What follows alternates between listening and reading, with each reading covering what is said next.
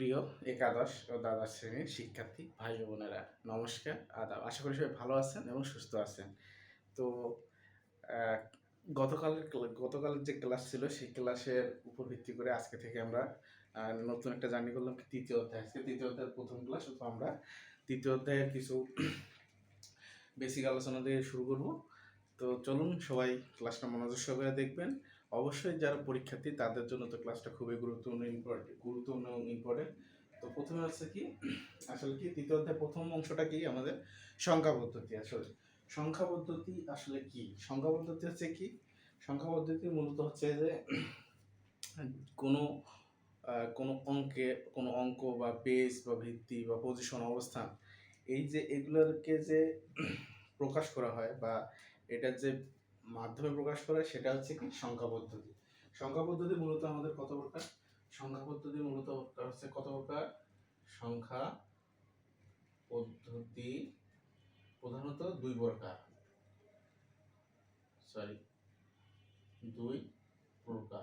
সংখ্যা পদ্ধতি প্রধানত দুই প্রকার। একটা কি, এক নম্বর হচ্ছে কি নন পজিশনাল সংখ্যা পদ্ধতি, একটা হচ্ছে কি নন পজিশনাল সংখ্যা পদ্ধতি, একটা হচ্ছে নন পজিশনাল সংখ্যা পদ্ধতি, আর একটা হচ্ছে কি, আরেকটা হচ্ছে পজিশনাল পজিশনাল পজিশনাল সংখ্যা পদ্ধতি। একটা হচ্ছে নন পজিশনাল সংখ্যা পদ্ধতি, একটা হচ্ছে পজিশনাল সংখ্যা পদ্ধতি। তাহলে এখানে দেখেন, নন পজিশনাল সংখ্যা পদ্ধতি কাকে বলে? যে সংখ্যা পদ্ধতিতে মানে যে সংখ্যা পদ্ধতিতে কোনো অঙ্ক, ডিজিট, ভিত্তি বা কোনো বেস থাকে না বা কারো উপর নির্ভরশীল নয়, সেটাই হচ্ছে কি নন পজিশনাল সংখ্যা পদ্ধতি। আবার বলতেছি, নন পজিশনাল সংখ্যা পদ্ধতি কি? যে সংখ্যা পদ্ধতির কোনো ভিত্তি, বেস, পজিশন, অবস্থান কোনো কিছুই উপরেই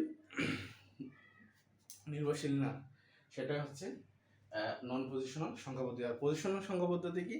তার উল্টোটি, সেটা হচ্ছে কি যে সংখ্যা পদ্ধতিতে কোনো ভিত্তি, বেস বা অবস্থান নির্ভরশীল করে বা প্রকাশ করে, সেটাই হচ্ছে কি পজিশনাল সংখ্যা পদ্ধতি। যেটা হচ্ছে একটা হচ্ছে যে অবস্থান বা নির্ভরশীল নয়, আর একটা হচ্ছে যে অবস্থান এবং নির্ভরশীল আছে এবং বেস বা ভিত্তি আছে, সেটাই হচ্ছে পজিশনাল সংখ্যা পদ্ধতি। এখন এখানে আবার দেখেন, এই পজিশনাল সংখ্যা পদ্ধতিকে আবার চার ভাগে ভাগ করা হয়েছে।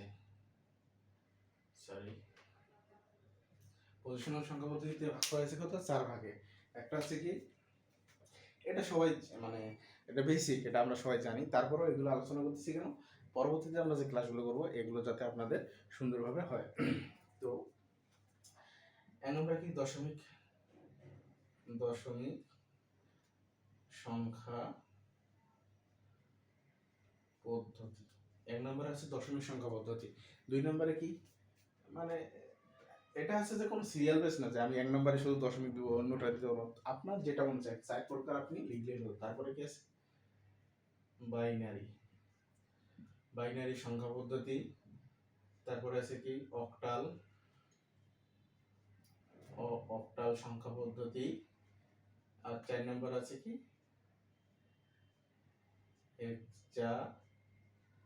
হেক্সাডেসিমেল সংখ্যা পদ্ধতি। তাহলে সংখ্যা পদ্ধতি কয়টা? মানে দেখেন, প্রথম হচ্ছে সংখ্যা পদ্ধতি। সংখ্যা পদ্ধতি মূলত কত প্রকার? দুই প্রকার। যদি আপনার প্রশ্ন আসে, মানে এমসিকিউতে আসে যে সংখ্যা পদ্ধতি মূলত কত প্রকার, সংখ্যা পদ্ধতি মূলত হচ্ছে দুই প্রকার, হচ্ছে পজিশনাল আর হচ্ছে নন পজিশনাল। তারপর দেখেন, তারপর যখন বলবে যে পজিশনাল সংখ্যা পদ্ধতি কত প্রকার, পজিশনাল সংখ্যা পদ্ধতি হচ্ছে চার ভাগে, মানে চার প্রকার বা চার ভাগে ভাগ করছে। সেটা হচ্ছে দশমিক সংখ্যা পদ্ধতি, বাইনারি সংখ্যা পদ্ধতি, অক্টাল সংখ্যা পদ্ধতি এবং হেক্সাডেসিমাল সংখ্যা পদ্ধতি। এই সংখ্যা পদ্ধতিগুলোর কিছু ভিত্তি বা বেস আছে। আমরা এখন এটা হচ্ছে কি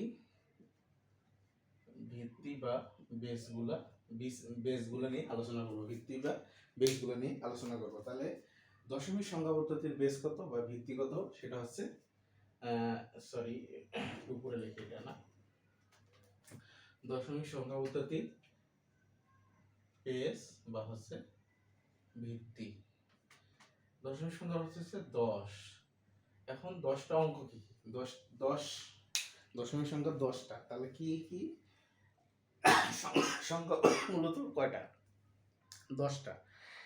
0 থেকে 9 পর্যন্ত, 0 থেকে 9 পর্যন্ত, 0 থেকে 9 পর্যন্ত। তারপরে কি আর আছে? তারপরে কিন্তু আমরা 0 করে 10 লিখতে গেলে লিখি 1 এবং 0 এর ব্যবহার করা হয়। 11 লিখলে 2টা 1 এর ব্যবহার করা হয়। সো আমাদের সংখ্যা পদ্ধতি মূলত হচ্ছে সংখ্যা হচ্ছে কয়টা? 9টা, 0 থেকে 9। তাহলে আমাদের দশমিক যেহেতু 10, তাহলে আমরা ধরি কি দশমিকের 10। তাহলে 0 থেকে কত? 0 1 2 3 4 5 6 7 8 9। তাহলে আছে আমাদের 9 পর্যন্ত হচ্ছে কি? 9 পর্যন্ত হচ্ছে আমাদের দশমিক সংখ্যা পদ্ধতি। তারপর বাইনারি হচ্ছে 2টা। বাইনারি সংখ্যা পদ্ধতির বেস হচ্ছে 2। এটা হচ্ছে কি 0 এবং 1, 0 এবং 1। আর অক্টাল, অক্টালের হচ্ছে কত? অক্টাল মানে কি 8। মানে আপনি বুঝলেই, আপনি যদি সংখ্যা পদ্ধতিটা একবার মানে এই আমাদের যে বেসিক ক্লাসগুলো এগুলো যদি করেন, সামনে যে আমরা যে সংখ্যা পদ্ধতি ক্লাসগুলো সমাধান করবো আপনাদের সহজ হবে। অক্টালের কত? 8। 8 হচ্ছে তাহলে কত হবো? 0 1 2 3 4 5 6 7। 0 থেকে 7 পর্যন্ত হচ্ছে অক্টাল। মানে হেক্সাডেসিমালের হচ্ছে কত? হেক্সাডেসিমাল হচ্ছে 15 সম্ভব 15। তাহলে এখানে হেক্সাডেসিমালের ক্ষেত্রে কি আছে? যদি 15 বা 16টা হেক্সাডেসিমাল হচ্ছে 16টা, 16টি বেস বা ভিত্তি। 16টি কি কি? 0 1 2 3 4 5 6 7 8 9।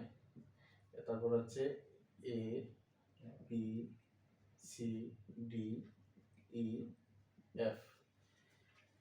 এটা হচ্ছে হেক্সাডেসিমাল সংখ্যার বেস বা হচ্ছে ভিত্তি। তো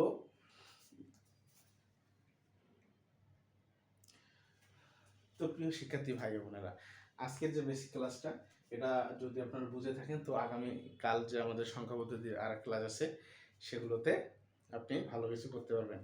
তো আমি মনে করবো যে আপনি যদি খুব মনোযোগ সহকারে ক্লাসটা দেখেন, তো আপনার ক্লাসের পরে ক্লাসে শেষ হয়ে যাবে।